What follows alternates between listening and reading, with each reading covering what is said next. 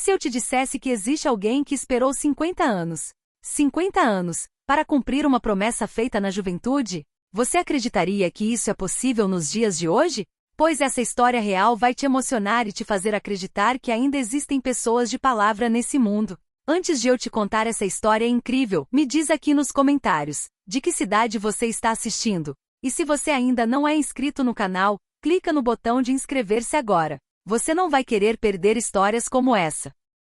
Era uma noite de verão em 1973, e o céu estava tão limpo que parecia possível tocar as estrelas com as pontas dos dedos.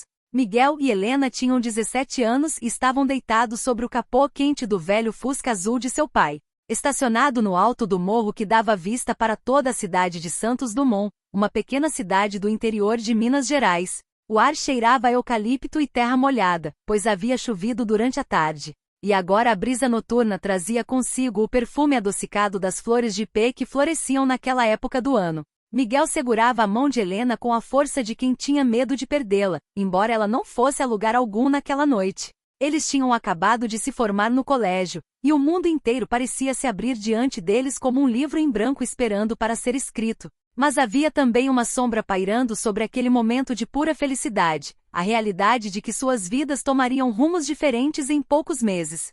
"Você realmente vai embora?" perguntou Helena, sua voz quebrando um pouco no final da frase. Ela já sabia a resposta, mas precisava ouvir de novo, como se repetir a pergunta pudesse de alguma forma mudar o destino. Miguel respirou fundo antes de responder. "Meu pai conseguiu aquela oportunidade em São Paulo. A empresa dele está se expandindo e ele precisa que eu o ajude. Você sabe como é, Lena. Sou filho único. Ele conta comigo." Havia culpa em sua voz, mas também determinação. Miguel sempre fora o tipo de pessoa que levava suas responsabilidades a sério, às vezes até demais. Helena virou-se de lado, apoiando-se no cotovelo para poder olhar diretamente para o rosto dele. A luz da lua cheia iluminava seus traços delicados, e Miguel sentiu o coração apertar. Como poderia deixá-la para trás? Mas ao mesmo tempo, como poderia desapontar seu pai, que tinha depositado tantas esperanças nele? "E eu?" sussurrou Helena. "O que vai ser de nós?" Miguel sentou-se, puxando Helena junto com ele. Ele pegou as duas mãos dela entre as suas e olhou profundamente em seus olhos castanhos, aqueles mesmos olhos que o haviam conquistado 3 anos antes, quando Helena havia se mudado para Santos Dumont vinda de Juiz de Fora. "Eu prometo uma coisa a você", disse Miguel, sua voz firme e solene. "Não importa quanto tempo passe, não importa onde a vida nos leve, eu vou voltar. E quando eu voltar, vou construir para você a casa mais bonita desta cidade, bem aqui neste morro, de onde podemos ver tudo. Uma casa com grandes janelas de vidro para que você possa ver as estrelas de dentro, como estamos vendo agora." Helena sorriu através das lágrimas que começavam a escorrer por seu rosto. "Você promete mesmo?" "Eu juro pelas estrelas", disse Miguel, apontando para o céu. "Vê aquela constelação ali? As Três Marias? Cada vez que você olhar para elas, vai saber que eu estou olhando também, pensando em você, trabalhando para cumprir essa promessa." "E se você esquecer de mim?" perguntou Helena, com medo da resposta.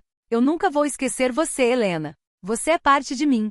Mas preciso que você me prometa uma coisa também." "O quê?" "Prometa que vai viver sua vida. Não me espere como se eu fosse voltar amanhã. Estude, trabalhe, seja feliz. Se alguém aparecer e te fazer feliz, não deixe de ser feliz por minha causa. Mas saiba que um dia eu vou voltar. Pode demorar 5, 10, 20 anos, mas eu vou voltar e vou cumprir essa promessa." Helena segurou o rosto de Miguel entre suas mãos. 50 anos poderiam passar, Miguel, e eu ainda lembraria desta noite. Mas está bem, eu prometo. Vou viver minha vida. Mas também vou lembrar desta promessa. E vou esperar não como quem espera um trem que nunca chega, mas como quem guarda um tesouro no coração. Eles se beijaram então sob o céu estrelado, enquanto o vento sussurrava entre os eucaliptos e a cidade dormia lá embaixo, alheia ao juramento que 2 jovens apaixonados faziam um ao outro. Era uma promessa nascida da ingenuidade da juventude, mas também da profundidade de um amor verdadeiro. Quando Miguel finalmente levou Helena para casa naquela noite, já passava das 2 da manhã. Ele estacionou o Fusca em frente ao portão de madeira da casa simples onde ela morava com os pais e a irmã mais nova. Antes de descer, Helena tirou do pescoço uma pequena corrente de prata com um pingente em forma de estrela. "Quero que você leve isso", disse ela, colocando a corrente nas mãos de Miguel. "Era da minha avó. Ela sempre dizia que as estrelas nos guiam para casa. Que isso te guie de volta para mim." Miguel fechou os dedos em torno do colar e sentiu o peso da promessa que havia feito. Ele não sabia, naquela noite, que seriam necessários exatamente 50 anos para que pudesse cumpri-la. Não sabia das provações que o destino lhe reservava, nem dos caminhos tortuosos que a vida os faria percorrer. Mas ele sabia com toda a certeza de seu coração de 17 anos, que um dia voltaria.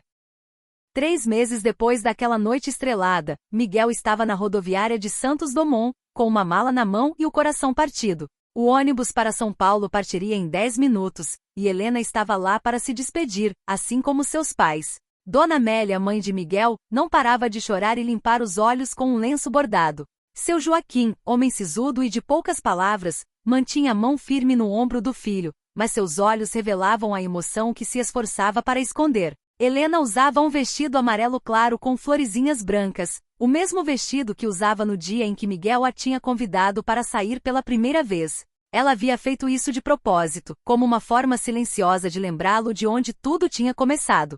Seus olhos estavam vermelhos, mas ela se recusava a chorar na frente dos outros. Havia prometido a si mesma que seria forte. Não se esqueça de escrever, disse ela tentando manter a voz firme. Toda semana, Miguel. Você prometeu. Vou escrever toda semana, sem falta, prometeu Miguel, segurando as mãos dela. E você também tem que escrever. Quero saber de tudo. Como estão seus estudos, o que você está lendo, até o que comeu no jantar. Eles riram, mas era um riso nervoso, cheio de lágrimas não derramadas. A voz metálica do alto-falante anunciou a partida do ônibus para São Paulo, e Miguel sentiu o estômago revirar. Era hora de ir. Helena, começou ele, mas ela colocou o dedo sobre os lábios dele. Não diga adeus. Diga até logo. E lembre-se da promessa. Como eu poderia esquecer? Miguel tocou o bolso da camisa, onde guardava o colar que ela lhe havia dado. Ele o usaria todos os dias, escondido sob a roupa, perto do coração. O beijo de despedida foi rápido, não porque não houvesse sentimento, mas porque qualquer beijo mais demorado faria Miguel perder a coragem de partir. Ele abraçou rapidamente seus pais, pegou a mala e subiu no ônibus. Quando encontrou seu assento na janela, procurou por Helena na multidão. Ela estava lá acenando, com um sorriso corajoso no rosto e lágrimas finalmente escorrendo livres por suas bochechas. O ônibus começou a se mover, e Miguel manteve os olhos fixos nela, até que a rodoviária desapareceu atrás de uma curva. Só então ele permitiu que suas próprias lágrimas caíssem. São Paulo era tudo que Santos Dumont não era. A cidade grande e barulhenta, cheia de prédios e carros, pessoas correndo em todas as direções como formigas apressadas. Miguel se sentiu pequeno e perdido nos primeiros dias. Ele e o pai se instalaram em um apartamento pequeno no bairro do Ipiranga, próximo à nova sede da empresa de seu Joaquim. Fiel à sua promessa, Miguel escreveu para Helena todas as semanas. Cartas longas detalhadas contando sobre a rotina na empresa, sobre a cidade grande, sobre como sentia falta dela e de Santos Dumont. Helena respondia com a mesma frequência, cartas perfumadas com seu perfume de jasmim, contando sobre os estudos. Ela havia começado o curso de letras em Juiz de Fora. Sobre a vida na cidadezinha que parecia ter parado no tempo, sobre as noites em que subia ao morro e olhava para as Três Marias, pensando nele. Nos 2 primeiros anos, Miguel voltou a Santos Dumont sempre que podia, no Natal, na Páscoa, em julho. Cada visita era como um oásis no meio do deserto. Ele e Helena se encontravam, passeavam de mãos dadas pela Praça da Matriz, tomavam sorvete na sorveteria do seu Antônio, subiam ao morro para ver as estrelas. E a cada despedida renovavam a promessa. Mas no 3º ano, as coisas começaram a complicar. A empresa de seu Joaquim estava crescendo rapidamente, e Miguel precisava assumir cada vez mais responsabilidades. As viagens a Santos Dumont se tornaram mais raras. Primeiro ele deixou de ir na Páscoa, depois no Natal ele ficou apenas 3 dias em vez de 2 semanas. As cartas, no entanto, continuavam religiosamente, uma cada semana. Helena, por sua vez, estava se destacando na universidade. Seus professores elogiavam seus textos e sua capacidade de análise literária. Ela fez amigos, participou de grupos de estudo, começou a dar aulas particulares de português para complementar a renda da família. A vida continuava, como ela havia prometido que continuaria. No 4º ano, algo aconteceu. Miguel conheceu Patrícia, a filha do sócio de seu pai. Ela era bonita, inteligente, estudava administração e parecia entender perfeitamente o mundo corporativo em que Miguel estava cada vez mais imerso. Eles começaram a trabalhar juntos em alguns projetos e inevitavelmente ficaram próximos. Miguel lutou contra seus sentimentos. Ele não queria trair Helena, não queria quebrar a promessa. Mas Patrícia estava ali presente enquanto Helena estava a mais de 400 quilômetros de distância. E ele era jovem, solitário, confuso. Uma noite após uma reunião que se estendeu até tarde, Patrícia o convidou para jantar. Durante o jantar, ela confessou que tinha sentimentos por ele. Miguel ficou em silêncio por longos minutos, lutando uma batalha interna. Finalmente contou a ela sobre Helena, sobre a promessa, sobre o amor que ainda sentia. Miguel, disse Patrícia gentilmente, você tem 21 anos. Quanto tempo mais você vai viver no passado? A vida é agora. E eu estou aqui, não a 400 quilômetros de distância. Aquelas palavras ecoaram na mente de Miguel durante dias. Ele sabia que Patrícia tinha razão em parte. Mas também sabia que Helena era mais do que um amor de adolescência. Ela era parte de sua alma. Ele tomou uma decisão difícil. Escreveu para Helena contando sobre Patrícia, sobre sua confusão, sobre como se sentia dividido. Foi a carta mais difícil que já havia escrito. Ele não queria machucá-la, mas também não podia mentir. A resposta de Helena demorou 3 semanas para chegar, as 3 semanas mais longas da vida de Miguel. Quando finalmente recebeu a carta, suas mãos tremiam ao abrir o envelope. Meu querido Miguel, dizia a carta em sua letra delicada e caprichada. Recebi sua carta e confesso que chorei por 2 dias. Mas depois lembrei da promessa que você me fez fazer, que eu vivesse minha vida, que fosse feliz. Agora eu te faço a mesma promessa, Miguel. Viva sua vida. Se Patrícia te faz feliz, fique com ela. Eu não vou te culpar, não vou te odiar. Você sempre será especial para mim. Mas a promessa continua de pé? Aquela da casa no morro? Porque se continua, então não importa quanto tempo passe ou o que aconteça entre agora e lá. Um dia você voltará, e eu estarei aqui. Ou não estarei, e tudo bem também. A vida é assim, cheia de promessas e incertezas. Te amo e sempre vou te amar, mas isso não significa que você precisa parar de viver. Com carinho, Helena. Miguel leu e releu aquela carta dezenas de vezes. Helena estava dando a ele permissão para seguir em frente, mas também mantendo a porta aberta. Era generosidade e esperança misturadas em doses iguais. Ele decidiu não começar um relacionamento com Patrícia, não naquele momento. Precisava de tempo para processar tudo, mas a semente da dúvida havia sido plantada. E nos anos seguintes, aquela dúvida só cresceria. Miguel voltou a Santos Dumont em uma manhã fria de junho, 45 anos depois de ter partido. Ele dirigia um carro alugado, tendo recusado o motorista que Joaquim havia oferecido. Queria fazer aquela viagem sozinho, no seu próprio ritmo. Conforme se aproximava da cidade, seu coração acelerava. Ele passou pela placa Bem-vindo a Santos Dumont e sentiu um nó na garganta. Estava em casa. Ou pelo menos, estava no lugar que sempre havia considerado casa, não importa quantos anos tivesse vivido em São Paulo. A cidade havia mudado, mas não tanto quanto ele esperava. Ainda havia as ruas de paralelepípedos no centro histórico, ainda havia a igreja matriz dominando a praça principal, ainda havia o ritmo lento e tranquilo de uma cidade do interior que recusa obstinadamente a modernizar-se completamente. Miguel parou o carro em frente ao que costumava ser a sorveteria do seu Antônio. Agora era uma franquia de lanchonete, mas a fachada ainda tinha os mesmos azulejos azuis. Ele ficou ali, olhando, lembrando-se de tardes de domingo tomando sorvete de chocolate com Helena. Posso ajudar, senhor? Uma voz jovem o tirou de seus devaneios. Era um rapaz de uns 20 anos, provavelmente um morador local. Eu cresci aqui, disse Miguel. Faz muito tempo que não volto. Sério? Deve estar diferente, imagino. Diferente, mas ainda familiar. Algumas coisas nunca mudam, não é? O rapaz sorriu. Aqui mudamos devagar. É bom assim. Miguel assentiu. Sim, era bom assim. Entrou na lanchonete e pediu um café. Sentou-se à mesa perto da janela e ficou observando as pessoas passando na rua. Rostos desconhecidos, todos muito jovens. Claro, a maioria das pessoas que ele conhecia já não estaria mais aqui, ou estaria velha como ele. Após terminar o café, Miguel foi ao hotel onde havia feito reserva. Era um hotel pequeno, simples, mas limpo e aconchegante. Fez check-in e subiu para o quarto. Da janela podia ver o morro, aquele mesmo morro onde havia feito a promessa havia tantas décadas. Ele tirou do bolso da camisa o colar de prata com a estrela. Havia começado a usá-lo novamente após o divórcio, uma forma silenciosa de reconectar-se com a parte de si mesmo que havia abandonado. Segurou o colar contra a luz da tarde e viu como brilhava. Estou de volta, Helena sussurrou. Demorei, mas estou de volta. Naquela tarde Miguel caminhou pela cidade.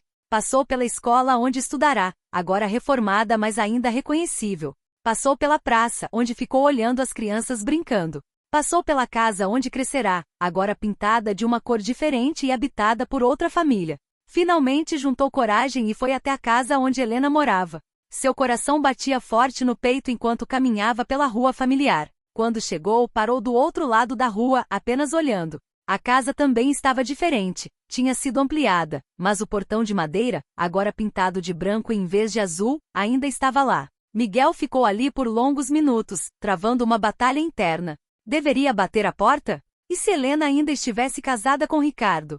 E se ela não quisesse vê-lo? E se ela tivesse esquecido completamente dele e da promessa? Finalmente, um senhor que passava pela rua percebeu Miguel parado ali e perguntou: "Está procurando alguém?" Eu procuro Helena. Helena Silva. Ela costumava morar nesta casa. O senhor pensou por um momento. Helena, a professora? Ela não mora mais aqui. Depois que os pais faleceram, ela vendeu a casa. Mas ainda mora na cidade. O coração de Miguel deu um salto. Onde? Onde posso encontrá-la? Ela mora do outro lado da cidade, perto da Igreja Nova. Mas de tarde você sempre a encontra na biblioteca municipal. Ela praticamente mora lá, dizem. Fundou o lugar, você sabia? Miguel não sabia, mas não se surpreendeu. Helena sempre amara livros, sempre sonhara em ter uma biblioteca própria. Obrigado, disse ao senhor, sua voz embargada de emoção. A biblioteca municipal era um prédio antigo que havia sido restaurado, com grandes janelas e uma fachada amarela alegre. Miguel ficou do lado de fora por alguns minutos, reunindo coragem. 45 anos. Eles tinham 62 anos agora. Como seria revê-la? Empurrou a porta e entrou. O interior era acolhedor, com estantes de madeira repletas de livros, mesas de leitura espalhadas, algumas poltronas confortáveis nos cantos. Havia um cheiro maravilhoso de livros velhos e café fresco. E então ele a viu. Helena estava perto de uma estante ao fundo, ajudando uma criança a escolher um livro. Ela usava um vestido simples de algodão azul e um casaco de tricô. Seu cabelo, agora grisalho, estava preso em um coque frouxo. Ela havia envelhecido obviamente, mas ainda era reconhecível. Ainda tinha aquela postura elegante, aquele sorriso gentil. Miguel ficou paralisado. 45 anos desapareceram em um instante. Ele era novamente o garoto de 17 anos, apaixonado e esperançoso. Helena despediu-se da criança e se virou. Seus olhos varreram a biblioteca e então pousaram em Miguel. Ela parou no meio do movimento, seu sorriso congelando. Seus olhos se arregalaram. Eles ficaram olhando um para o outro através da biblioteca, separados por metros de distância, mas conectados por décadas de memória e uma promessa antiga. Foi Helena quem deu o primeiro passo. Ela caminhou lentamente até ele, seus olhos nunca deixando os dele. Quando parou a poucos passos de distância, suas mãos tremiam ligeiramente. Miguel? Sua voz era mais grave do que ele se lembrava, mas ainda tinha aquela qualidade musical que ele amava. Oi, Helena, foi tudo o que ele conseguiu dizer, sua voz saindo rouca. Lágrimas começaram a escorrer pelo rosto de Helena. Você voltou. Você realmente voltou. Eu fiz uma promessa, disse Miguel, também com lágrimas nos olhos. Desculpe ter demorado tanto. E então, no meio da Biblioteca Municipal de Santos Dumont, cercados por livros e história, Miguel e Helena se abraçaram pela primeira vez em 45 anos. Foi um abraço longo, apertado, cheio de todo o tempo perdido e todas as palavras não ditas.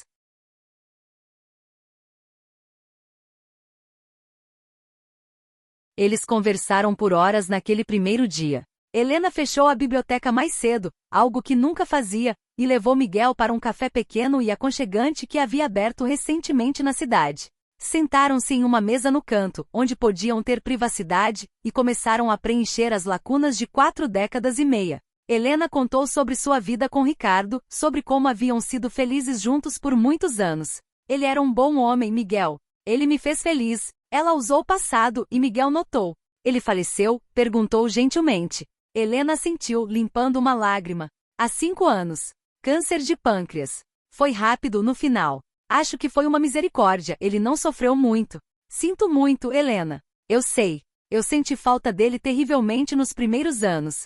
Mas a vida continua, não é? Eu tinha a biblioteca, meus ex-alunos, meus projetos. Isso me manteve ocupada, me manteve viva.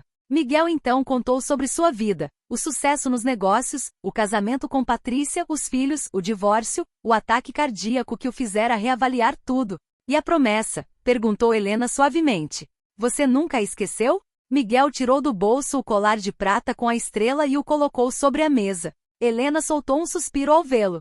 Nunca me desfiz dele. Usei todos os dias durante os primeiros anos, depois guardei quando casei com Patrícia. Mas nunca joguei fora, nunca esqueci. E depois do divórcio, voltei a usá-lo. Era minha forma de lembrar quem eu realmente era, antes de me perder no meio do caminho. Helena pegou o colar com mãos trêmulas.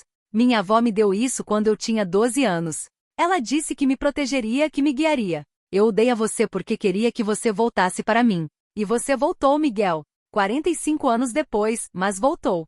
45 anos, repetiu Miguel, a realidade daquele número finalmente afundando. Metade de nossas vidas. Desperdiçamos tanto tempo, Helena. Não, ela disse firmemente. Não desperdiçamos. Vivemos. Você construiu um império, criou filhos, deixou sua marca no mundo.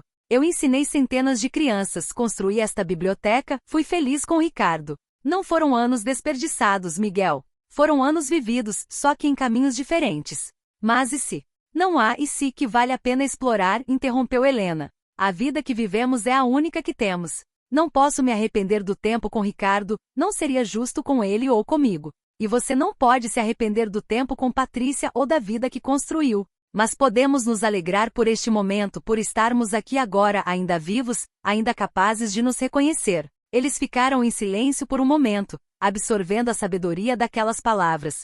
Você quer ver o morro? Perguntou Helena de repente, um brilho travesso em seus olhos que Miguel reconheceu da juventude. Agora? Por que não? O sol vai se pôr em breve. A vista é ainda mais bonita do que você se lembra. Eles pegaram o carro de Miguel e dirigiram até o morro. A estrada de terra agora estava parcialmente pavimentada, mas o lugar essencial permanecia o mesmo.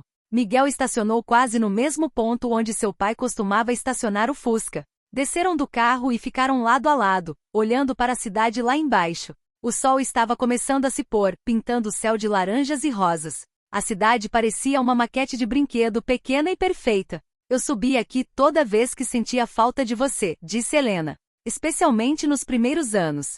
Olhava para as Três Marias e imaginava você fazendo o mesmo em São Paulo. Eu fazia, admitiu Miguel. Não sempre, mas nos momentos difíceis eu olhava para as estrelas e pensava em você naquela noite, naquela promessa ridícula e impossível que fiz. Não era ridícula. Era bonita. Era impossível. Talvez. Mas algumas coisas impossíveis ainda são dignas de serem prometidas. O sol mergulhou abaixo do horizonte e as primeiras estrelas começaram a aparecer. Miguel e Helena ficaram ali, como haviam ficado 45 anos antes, só que agora seus corpos estavam doloridos, seus cabelos grisalhos, suas peles marcadas pelo tempo. A promessa, disse Miguel de repente. A casa no morro. Eu ainda quero cumpri-la, Helena. Ela olhou surpresa. Miguel, você não precisa. Mas eu quero. Não porque sou obrigado, mas porque é algo que sempre quis fazer. Construir uma casa aqui, uma casa com grandes janelas de vidro onde possamos ver as estrelas. Uma casa para nós? Havia uma pergunta implícita naquelas últimas palavras. Helena a ouviu claramente. Miguel, temos 62 anos. E daí? E daí que é tarde demais para o quê? Para vivermos o que nos resta de vida. Para sermos felizes? Helena, desperdicei 45 anos longe de você. Não quero desperdiçar nem mais um dia. Eu te amo. Sempre te amei. Mesmo quando estava casado com outra pessoa, mesmo quando tentava me convencer de que tinha esquecido você, eu te amava. E se você sente, mesmo que seja uma fração do que sinto, dê-me uma chance. Dê-nos uma chance. Helena ficou em silêncio, lágrimas escorrendo livremente por seu rosto. Finalmente ela pegou as mãos de Miguel entre as suas. Eu também te amo, Miguel. Amei Ricardo, fui feliz com ele, mas você sempre foi a pessoa que morava no canto mais secreto do meu coração. A pessoa que eu pensava nas madrugadas quando não conseguia dormir. A pessoa que eu via em cada romance que lia, em cada poesia que ensinava. Então sim, vamos construir essa casa. Vamos viver o que nos resta juntos. Eles se beijaram então, sob as mesmas estrelas que haviam testemunhado sua primeira promessa. Era um beijo diferente daquele de tantos anos atrás, menos urgente, mais profundo, temperado pela experiência e pelo tempo. Mas era igualmente verdadeiro, igualmente cheio de promessa. Os anos seguintes foram de construção para Miguel. A empresa cresceu exponencialmente, abrindo filiais em várias capitais do país. Miguel se tornou uma referência no setor, palestrante requisitado em congressos, mentor de jovens empreendedores. Sua foto apareceu em revistas de negócios, sempre ao lado de Patrícia, o casal perfeito do mundo corporativo. Eles tiveram 2 filhos, Joaquim, batizado em homenagem ao avô, e Laura. Miguel amava seus filhos com intensidade, mas raramente tinha tempo para estar com eles. Era sempre a próxima viagem, a próxima reunião, o próximo negócio. Patrícia, por sua vez, mergulhou na maternidade e na gestão das empresas da família, tornando-se uma executiva respeitada por direito próprio. O casamento funcionava bem no papel. Eles eram parceiros eficientes, dividiam responsabilidades de forma organizada, mantinham uma rotina bem estruturada. Mas havia pouca paixão, pouco romance. Com o tempo tornaram-se mais sócios na vida do que amantes. Helena e Ricardo, em Santos Dumont, viviam uma realidade diferente. Eles não tinham a riqueza ou o status de Miguel e Patrícia, mas tinham algo que o outro casal não tinha: tempo. Tempo para almoçar juntos todos os dias, tempo para longas conversas na varanda ao final da tarde, tempo para construir uma intimidade profunda e verdadeira. Eles tentaram ter filhos, mas Helena teve 3 abortos espontâneos. Após o terceiro, os médicos a aconselharam a não tentar novamente, pois poderia comprometer sua saúde. Foi um período sombrio em suas vidas. Helena mergulhou em depressão, sentindo-se incompleta, como se tivesse falhado como mulher e esposa. Ricardo foi sua rocha, sustentando-a através das ondas de tristeza, lembrando-a diariamente de que ela era suficiente, de que o amor deles era suficiente. Aos poucos, Helena emergiu da escuridão. Ela canalizou seu instinto maternal para seus alunos, tornando-se uma professora ainda mais dedicada. Passou a liderar projetos sociais na escola, criou uma biblioteca comunitária, iniciou um programa de alfabetização para adultos. Sua vida ganhou propósito novamente, e seu casamento com Ricardo saiu fortalecido da provação. Os anos se transformaram em décadas. Miguel chegou aos 40, depois aos 50. Seu cabelo começou a ficar grisalho nas têmporas, rugas se formaram ao redor de seus olhos. Ele havia se tornado seu pai, um homem sério, focado no trabalho, respeitado mas distante. Seu Joaquim havia falecido de um ataque cardíaco aos 68 anos, deixando Miguel como o único herdeiro do império que haviam construído juntos. O funeral foi grandioso, com centenas de pessoas prestando suas homenagens. Miguel recebeu os pêsames com compostura, mas por dentro sentia um vazio imenso. Ele havia passado tanto tempo trabalhando ao lado do pai que esquecera de realmente conhecê-lo como pessoa. Quais eram seus sonhos? Do que ele tinha medo? Ele foi feliz? Miguel não sabia as respostas. A morte do pai o fez refletir sobre sua própria vida. Olhando para trás, o que via? Sucesso certamente. Dinheiro, estabilidade e respeito. Mas e felicidade? Quando foi a última vez que sentirá aquela felicidade pura e simples que sentirá em Santos Dumont, deitado no capô do Fusca, olhando as estrelas com Helena? Ele abriu uma gaveta secreta em sua escrivaninha, aquela que Patrícia nunca havia aberto, e tirou de lá uma pequena caixa de madeira.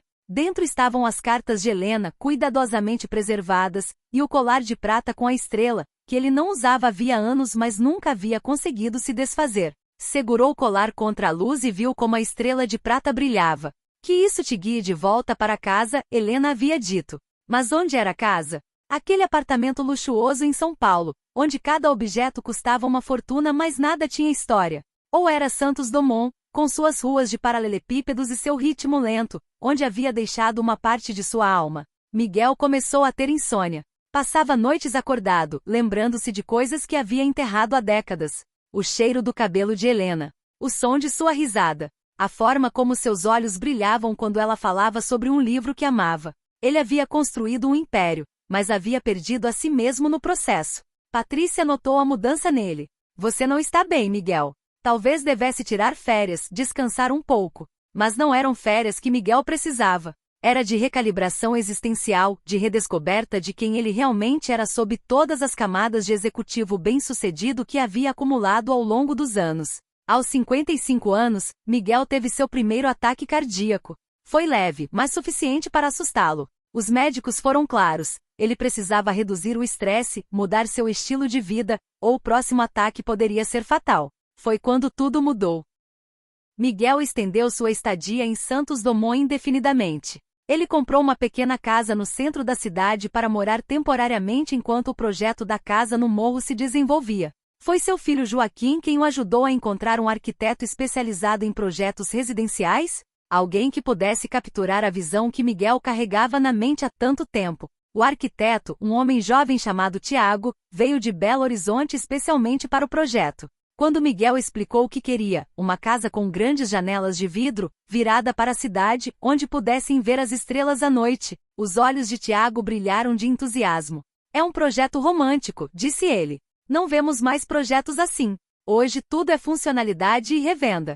Mas este é sobre criar um espaço para viver, para amar. Helena participou ativamente do planejamento. Ela queria uma biblioteca, obviamente, um espaço onde pudesse ter todos os seus livros. Queria também uma cozinha grande e aconchegante, com uma mesa onde pudessem receber amigos. Um jardim com flores, especialmente pés, para que pudessem ver aquelas flores amarelas que haviam perfumado aquela primeira noite. O projeto levou 3 meses para ser finalizado. A casa teria 2 andares, com o andar superior sendo quase todo de vidro, janelas do chão ao teto oferecendo uma vista panorâmica da cidade e do céu. Haveria uma biblioteca com estantes embutidas do chão ao teto, uma cozinha espaçosa que se abria para uma sala de jantar, 2 quartos, um deles suíte, e um terraço na cobertura onde poderiam instalar telescópios para observar as estrelas adequadamente. Vai ser cara, avisou Tiago. Todas essas janelas especiais, o sistema de climatização necessário, a fundação.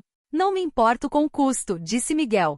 Passei 45 anos construindo uma fortuna. É hora de gastar parte dela em algo que realmente importa. A construção começou em setembro, com previsão de término em 1 ano. Miguel contratou a melhor construtora da região e fez questão de acompanhar cada etapa pessoalmente. Ele e Helena subiam ao morro quase todos os dias para ver o progresso. Enquanto a casa crescia lentamente, Miguel e Helena redescobriram um ao outro. Eles jantavam juntos todas as noites, alternando entre cozinhar na casa temporária de Miguel e ir a restaurantes locais. Conversavam por horas, preenchendo os espaços em branco de suas vidas separadas. Helena contou sobre seus anos como professora, sobre os alunos que fizeram diferença em sua vida tanto quanto ela fez na deles. Sobre a vez que um ex-aluno, agora escritor publicado, voltou à cidade só para lhe agradecer por tê-lo encorajado. Sobre como a biblioteca tinha começado como um sonho impossível e se tornado realidade através de anos de trabalho voluntário e doações.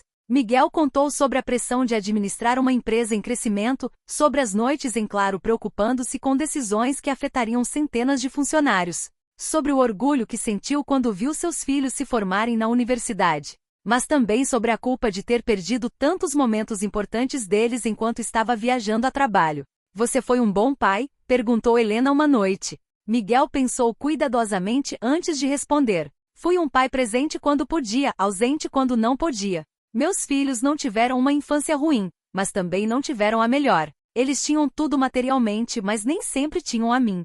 É algo com o que tenho que viver. Eles te perdoaram? Acho que sim.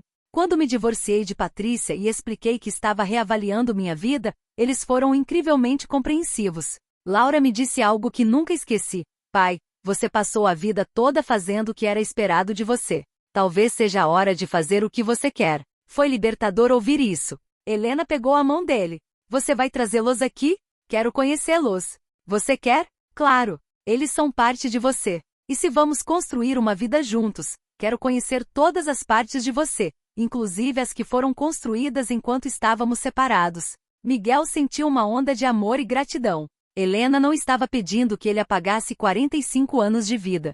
Estava pedindo para fazer parte de toda a sua história, não apenas da parte que compartilharam na juventude. Joaquim e Laura visitaram Santos Dumont em novembro. Eles estavam curiosos, naturalmente, sobre a mulher que havia capturado o coração de seu pai de uma forma que, honestamente, Patrícia nunca havia capturado. O encontro foi, inicialmente, um pouco desconfortável. Mas Helena tinha um dom para fazer as pessoas se sentirem à vontade. Ela fez um almoço simples mas delicioso, perguntou sobre suas vidas de forma genuína, não apenas por educação. E contou histórias engraçadas sobre Miguel adolescente que fizeram todos rirem. Então você é o primeiro amor do papai, disse Laura no final da tarde, quando os homens haviam saído para ver a construção da casa. Sou, admitiu Helena. E ele foi o meu. Mas a vida nos levou por caminhos diferentes por muito tempo. Você o ama ainda? Depois de todos esses anos? Helena olhou pela janela, onde podia ver Miguel e Joaquim conversando animadamente. Sabe, Laura, existe uma citação de Gabriel Garcia Marques que sempre amei. É mais fácil começar uma guerra do que terminá-la, mais fácil começar um amor do que esquecê-lo. Eu nunca esqueci seu pai. mesmo quando estava feliz com outra pessoa. Ele era uma música de fundo constante na trilha sonora da minha vida. E agora? Agora ele voltou a ser a melodia principal. Laura sorriu. Estou feliz por ele. E por você. Ele merece esta felicidade. Quando Joaquim e Laura partiram no dia seguinte, deram a Miguel sua bênção. Casa com ela, pai, disse Joaquim. Não perca mais tempo. Eles se casaram 2 meses depois, em novembro, exatos 50 anos após Miguel ter partido de Santos Dumont pela primeira vez. A cerimônia foi pequena e íntima, realizada no jardim de sua casa no Morro. Havia cerca de 30 convidados, família próxima, amigos íntimos, ex-alunos de Helena. Helena usou um vestido champanhe simples e elegante. Miguel, um terno azul marinho. Eles escreveram seus próprios votos. Helena, há 50 anos fiz uma promessa impossível. Prometi voltar e construir uma casa onde pudéssemos ver as estrelas. Demorei, me perdi no caminho, mas estou aqui. Hoje prometo passar cada dia que me resta te amando, te honrando, te fazendo sorrir. Você é e sempre foi meu lar. Helena respondeu com lágrimas nos olhos. Miguel, quando você partiu, meu coração quebrou. Mas se remontou e construiu uma vida boa. Porém sempre havia uma peça faltando em forma de você. Agora você voltou. Prometo te amar não apesar do tempo que passou, mas por causa dele. Porque esse tempo nos ensinou o valor de cada momento juntos. O beijo que selou a união foi suave, terno, cheio de gratidão pelo improvável milagre daquele reencontro. A recepção foi alegre, com música ao vivo, comida deliciosa e muitas histórias compartilhadas. Joaquim brindou. Meu pai construiu impérios, mas só agora construiu algo que realmente importa, um lar. Obrigado por nos ensinar que nunca é tarde demais para recomeçar. Quando todos partiram, Miguel e Helena subiram ao terraço, olhando para as estrelas. 50 anos, murmurou Miguel. Parece impossível. Não foram anos perdidos, disse Helena. Foram anos vividos. Tivemos outras vidas, outros amores. E agora temos isto. Algum arrependimento? De Ricardo? Nunca. Ele me fez feliz. Meu único arrependimento é não termos mais tempo pela frente. Mas nos encontramos. E isso é o que importa. Nos anos seguintes, Miguel e Helena criaram a vida que sempre sonharam. Acordavam cedo para ver o nascer do sol, cuidavam do jardim juntos, trabalhavam lado a lado na biblioteca. Viajaram para Paris, Buenos Aires, Japão.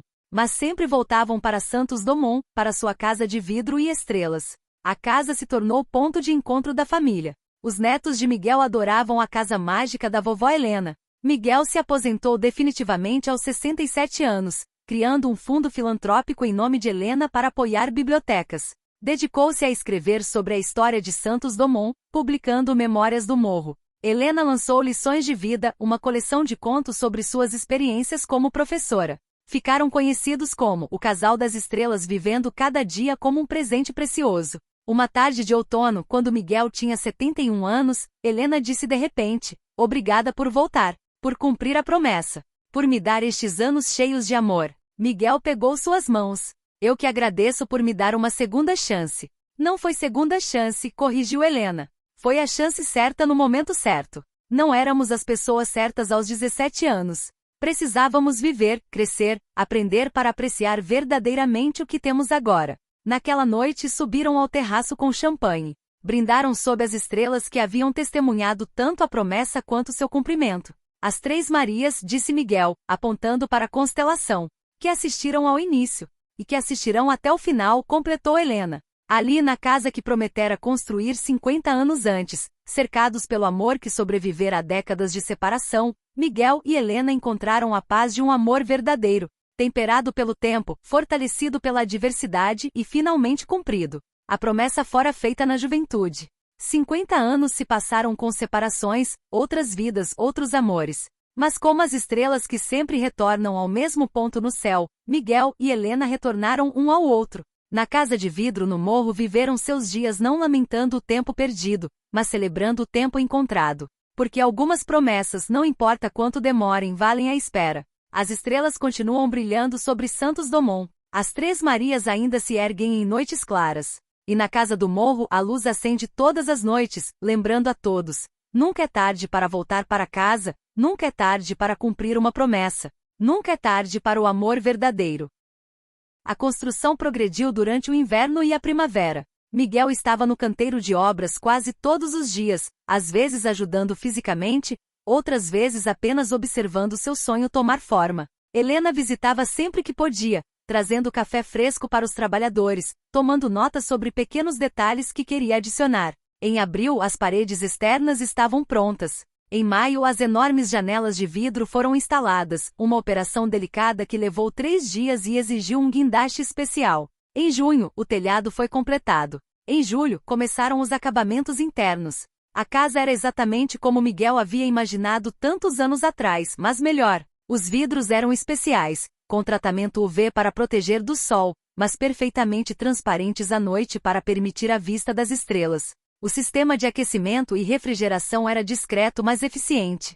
As estantes da biblioteca foram feitas sob medida em madeira de demolição, dando um charme rústico ao espaço moderno. Miguel insistiu em incluir um detalhe especial. No teto da sala principal, ele mandou instalar um lustre que, quando aceso, projetava no teto um mapa das constelações exatamente como estavam na noite de 1973, quando ele fez a promessa. Era trabalhado caro e completamente desnecessário. Era perfeito. Em agosto, Helena trouxe uma surpresa para Miguel. Era uma caixa de madeira antiga, desgastada pelo tempo. Eu guardei todas as suas cartas, disse ela, abrindo a caixa. Dentro havia centenas de envelopes, organizados cronologicamente por fitas coloridas. Pensei que poderíamos colocá-las na biblioteca como parte de nossa história. Miguel ficou sem palavras. Ele também havia guardado as cartas de Helena, mas elas estavam em São Paulo, em sua antiga escrivaninha. Vou buscar as suas também, prometeu. Vamos criar um espaço especial para elas. Eles criaram uma vitrine de vidro na biblioteca onde as cartas ficariam expostas, protegidas mas visíveis, um testemunho físico de sua história. De 45 anos de separação mantidos unidos por palavras em papel. Em setembro, um ano após o início da construção, a casa ficou pronta. Miguel contratou uma empresa de mudanças para trazer algumas de suas coisas de São Paulo, móveis cuidadosamente selecionados, obras de arte, objetos pessoais. Helena trouxe seus livros, havia centenas deles, suas plantas, suas fotografias. O dia da mudança foi caótico mas alegre. Joaquim e Laura vieram ajudar, assim como a irmã mais nova de Helena, Mariana, e seu marido. Antigos alunos de Helena apareceram voluntariamente para ajudar a carregar caixas. A comunidade de Santos Dumont, que havia acompanhado a construção com curiosidade, celebrava a finalização da Casa das Estrelas, como ficou conhecida. Quando finalmente todos foram embora e Miguel e Helena ficaram sozinhos na casa pela primeira vez, já era noite. Eles subiram ao terraço da cobertura, onde haviam instalado 2 telescópios e cadeiras confortáveis. Conseguimos, disse Miguel, abraçando Helena por trás enquanto olhavam para a cidade iluminada lá embaixo e o céu estrelado acima. 50 anos depois, mas conseguimos. Não 50, corrigiu Helena. 45 anos depois da promessa, mas apenas 1 ano depois do seu retorno. No grande esquema das coisas, 1 ano não é nada. 1 ano em que não desperdicei nem um único dia. Helena se virou para encará-lo. Miguel, há algo que preciso te perguntar, e preciso que seja honesto comigo. Qualquer coisa. Você está aqui por mim, ou está aqui fugindo de uma vida que não te satisfazia mais? Você me ama ou ama a ideia de mim, a memória de quando éramos jovens? Era uma pergunta justa, e Miguel tinha pensado muito sobre ela nas noites de insônia durante o último ano. Eu não vou mentir e dizer que não estava insatisfeito com minha vida em São Paulo. Estava. Profundamente. Mas Helena, eu poderia ter feito 1000 coisas diferentes para mudar isso. Poderia ter me mudado para outra cidade, começado um novo negócio, viajado pelo mundo. Mas eu voltei para cá. Voltei para você. Não pela ideia de você, mas pela você real, a mulher de 62 anos com cabelos grisalhos e rugas ao redor dos olhos. A mulher que criou uma biblioteca que tocou centenas de vidas através da educação, que amou um homem chamado Ricardo e foi feliz com ele. Essa é a mulher que eu amo, Helena. Não a garota de 17 anos de minhas memórias, mas a mulher que você se tornou. Lágrimas corriam pelo rosto de Helena. Eu precisava ouvir isso, porque eu também não sou mais aquela garota. Eu sou marcada pela vida, pelo tempo, por perdas e alegrias. Eu não posso te dar juventude ou filhos ou décadas juntos. Mas posso te dar o que me resta de vida, e prometo que será real, será honesto, será amor de verdade. É tudo o que eu poderia querer, disse Miguel. Eles se beijaram sob as estrelas e quando se separaram, Miguel tirou uma pequena caixa do bolso.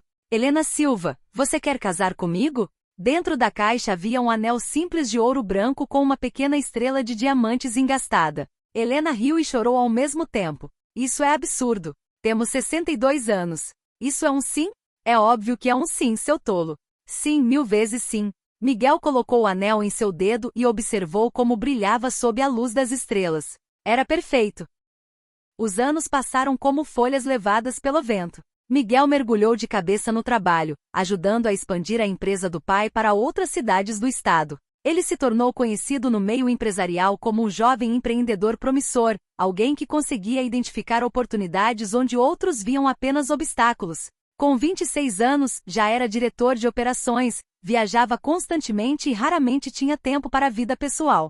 As cartas para Helena continuaram, mas a frequência diminuiu. De uma por semana para uma por mês, depois para uma cada 2 meses. Não era por falta de amor ou de lembrança, mas simplesmente porque a vida de Miguel havia se tornado uma corrida frenética contra o tempo. Cada vez que pegava papel e caneta para escrever, sentia-se culpado pela demora, e essa culpa só tornava mais difícil escrever. Helena, por sua vez, havia se formado em letras e conseguido um emprego como professora no colégio onde ela e Miguel haviam estudado juntos. Era uma ironia doce. Todos os dias ela passava pelos mesmos corredores onde haviam se conhecido, pelas mesmas carteiras onde haviam trocado bilhetinhos durante as aulas, pelo mesmo pátio onde haviam dividido o primeiro beijo, escondidos atrás da quadra de esportes. Ela era uma professora dedicada e amada pelos alunos. Tinha o dom de fazer a literatura ganhar vida, de transformar páginas antigas em histórias que pulsavam com relevância e emoção. Seus colegas a respeitavam, os pais dos alunos a elogiavam, e o diretor da escola já havia mencionado que ela tinha futuro como coordenadora pedagógica. Aos 28 anos, Helena conheceu Ricardo. Ele era médico, havia acabado de se mudar para Santos Dumont para trabalhar no hospital municipal. Era gentil, atencioso, e demonstrou interesse por ela desde o primeiro momento em que se conheceram em uma festa na casa de amigos mútuos. Ricardo era tudo que uma mulher poderia querer, estável, carinhoso, presente. Tudo que Miguel não estava sendo havia anos. Helena resistiu por meses. Declinou os convites de Ricardo para jantar, inventou desculpas para não acompanhá-lo ao cinema, manteve-se distante sempre que ele tentava se aproximar. Mas Ricardo era persistente e, mais importante, era genuíno em seus sentimentos. Ele não estava jogando um jogo, realmente se interessava por ela. Uma noite, após um dia particularmente difícil na escola, Helena subiu ao morro. Era um hábito que mantinha ao longo dos anos, nos momentos de dúvida ou tristeza, e até lá. Sentava-se no chão de terra batida onde antes ficava estacionado o Fusca de seu Joaquim, e olhava para as estrelas, especialmente para as Três Marias. Naquela noite, ela falou em voz alta, como se Miguel pudesse ouvi-la através da distância. Já se passaram 11 anos, Miguel. 11 anos desde que você partiu. Ainda me lembro de cada palavra que disse naquela noite, de cada promessa. Mas às vezes me pergunto se você lembra também. Suas cartas estão cada vez mais raras, mais curtas. Sinto que estou perdendo você, não para outra mulher, mas para uma vida que não tem espaço para mim. Ela ficou ali por horas, até o frio da madrugada fazer tremer. Quando desceu do morro, havia tomado uma decisão. Aceitaria o próximo convite de Ricardo. Não porque não amasse mais Miguel, mas porque precisava dar uma chance à felicidade que estava ao seu alcance, não aquela que existia apenas em promessas antigas. O namoro com Ricardo floresceu. Ele era tudo que Helena poderia desejar em um companheiro. Respeitoso, interessado em suas opiniões, solidário em seus dias difíceis. Seus pais adoraram Ricardo, sua irmã mais nova vivia dizendo que Helena tinha dado sorte. E Helena sinceramente estava feliz. Não era a felicidade ardente e intensa que sentirá com Miguel na juventude, mas era uma felicidade serena, madura, construída sobre bases sólidas. Ela esperou 2 meses antes de escrever para Miguel contando sobre Ricardo. Foi uma carta difícil de escrever, cada palavra pesada como pedra. Mas Helena era honesta por natureza e não poderia manter aquilo em segredo. A resposta de Miguel chegou mais rápido do que ela esperava, apenas uma semana. Quando Helena abriu a carta, suas mãos tremiam. Helena dizia a carta, e ela notou que sua caligrafia estava diferente, mais apressada, menos caprichada. Recebi sua carta sobre Ricardo. Não vou mentir dizendo que não doeu, porque doeu. Mas seria egoísmo da minha parte esperar que você ficasse sozinha enquanto eu estou aqui, longe, construindo uma vida que não inclui você no dia a dia. Você merece ser feliz, merece alguém que esteja presente. Se Ricardo é esse alguém, então eu fico feliz por você. A promessa? Ainda está de pé, Helena. Sempre esteve e sempre estará. Mas talvez eu tenha sido ingênuo ao fazê-la. Talvez algumas promessas sejam bonitas demais para serem verdadeiras. De qualquer forma, quero que você saiba que nunca vou esquecer aquela noite, nunca vou esquecer você. Você foi e sempre será meu primeiro amor. Com carinho e saudade, Miguel. Helena chorou ao ler aquela carta. Havia uma despedida implícita naquelas palavras, uma aceitação de que talvez seus caminhos não voltassem a se cruzar. Ela guardou a carta em uma caixa especial onde mantinha todas as outras que Miguel havia lhe enviado ao longo dos anos. Eram mais de 200 cartas, cada uma um pedaço de sua história. 2 anos depois, Helena e Ricardo se casaram. Foi uma cerimônia simples na igreja matriz de Santos Dumont, seguida de uma recepção no clube da cidade. Helena usou o vestido de noiva que havia sido de sua mãe, branco e delicado com bordados de pérolas. Ela estava linda e genuinamente feliz. Ricardo a olhava como se ela fosse a única mulher no mundo, e isso a fazia sentir-se amada e segura. Mas quando o padre perguntou aceita Ricardo como seu legítimo esposo, por uma fração de segundo, Helena olhou para a porta da igreja, como se esperasse que alguém entrasse correndo para impedir o casamento como nos filmes. A porta permaneceu fechada. Ela respondeu aceito, com voz firme e clara. Miguel recebeu o convite de casamento pelo correio. Ele ficou olhando para o envelope branco decorado com flores douradas por longos minutos antes de abri-lo. Quando finalmente o fez e leu Helena e Ricardo têm o prazer de convidá-lo para seu casamento, sentiu uma dor física no peito. Ele não foi ao casamento. Mandou um presente generoso, um jogo de cristais importado, e um cartão desejando felicidades. Foi tudo o que conseguiu fazer. Naquela mesma semana, Miguel começou a namorar Patrícia seriamente. Ela havia esperado por ele todos aqueles anos, mantendo uma amizade próxima mais respeitosa. Quando Miguel finalmente a procurou, Patrícia não hesitou. 2 anos depois, eles também se casaram em uma cerimônia luxuosa em um hotel 5 estrelas em São Paulo.